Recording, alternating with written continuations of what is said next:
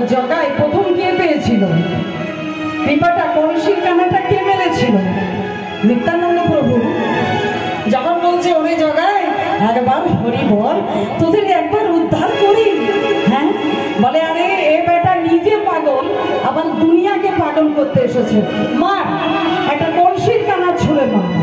যেই না মা সেই কলসির কানাটা ছুঁড়ে মেরেছে, নিত্যানন্দ প্রভু সেই রক্তের ধারাটা লয়ে ছুটতে ছুটতে গৌর হরির কাছে এসেছে।